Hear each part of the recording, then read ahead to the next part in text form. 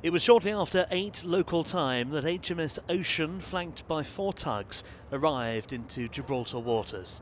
The sun illuminating the helicopters that could prove so vital in the hurricane-ravaged Caribbean. The ship is here to ditch kit not needed now, unloading equipment from her original NATO mission, restocking for this new Mercy Dash. All day, stores have been loaded. Well, it's 30 degrees plus here on the quayside, and it's hot work getting the ship loaded up. It isn't daunting the crew, and to a man they seem up to the challenge. It was a little bit of shock, certainly, because everyone had mentally prepared for our task ahead. But it's the nature of the beast, and the crew quickly reacted. And I think now it's one of certainly enthusiasm. You know, we're looking forward to getting out there and getting stuck in as much as possible, and hopefully making a difference. As the stores continue to come aboard, the hold of HMS Ocean is gradually filling up, as are her fuel tanks, this oiler alongside all day. Well, it's going incredibly well. We carry quite a large amount of emergency relief stores as a matter of course, but given that Mounts Bay is conducting sterling work in theatre at the moment, supporting Anguilla and the BVI, we've come in here to load up with even more material so that we're in a good position to assist with the reconstruction effort, given that this will take many weeks to recover from. The Royal Navy's flagship is currently moored at the South Mole, overlooking Gibraltar. And this British overseas territory has been keen to help the relief effort, donating a number of these four-wheel drive vehicles.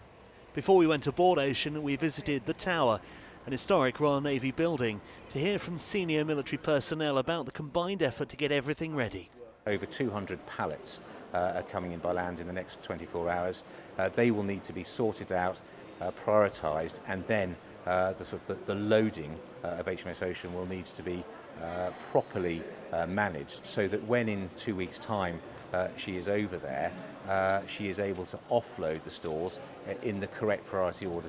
Back on board HMS Ocean, the helicopters, in this case a Merlin, are receiving last-minute servicing.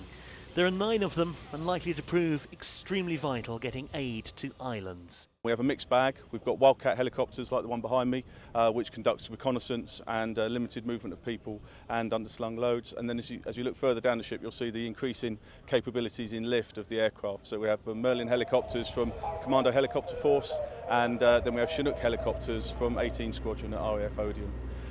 Once we get there, we're expecting to conduct recce's with the Wildcat helicopters, try and assess the problem, make an estimate on what we're going to do, and then we expect in varying stages and sizes of load to use the different helicopters to supply the locals with whatever they need and help in any way we can.